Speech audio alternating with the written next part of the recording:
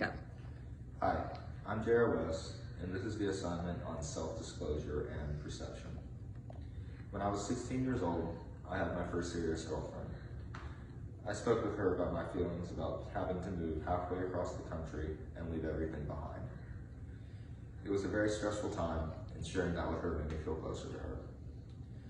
Once, a friend confided to me that he found himself in a very difficult situation. A young woman that he had been seeing was pregnant. It was a big shock to him as he was 19 years old and not emotionally or financially prepared to be a father. It really strengthened our friendship that he confided in me, since he was not talking to anyone else about it. He was really scared, and I was glad I could be a good friend and to be there to listen. Now I'm going to talk about the Johari window of self-disclosure.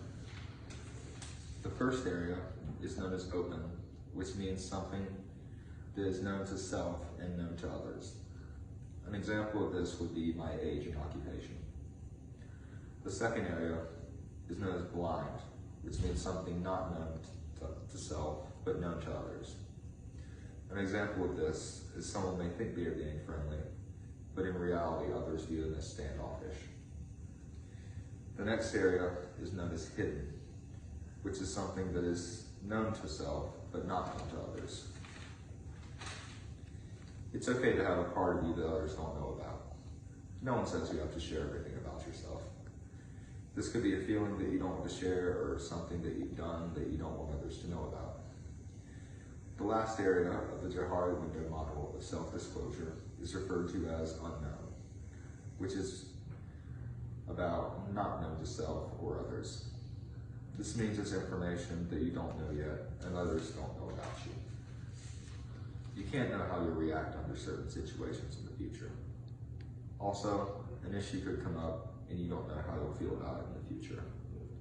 You can never know yourself completely. Now I'd like to talk about identifying barriers to accurate perception.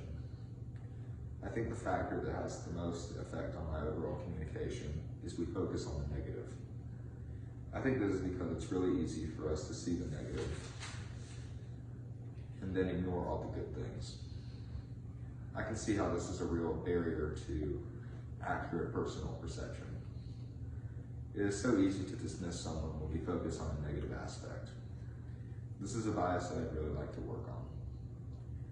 Now I'm going to talk about forming impressions of others, and the factor I identify with the most is we develop our own theories about others, which is implicit personality theory. This is about the assumptions I make about other people's personalities. With this theory, I'm using cues to interpret someone's behavior, and the cues are indirect or implicit. I may not even be aware of these assumptions when forming my perception of someone. An example of this, for me, is when a coworker that I was working a shift with was very quiet, and I viewed her as standoffish and unfriendly. I based this on my own assumptions. After working several shifts with her, she began to talk, and we became friends. It turned out she was just shy and needed time to warm up. Luckily, I didn't go on my initial assumption that she was standoffish.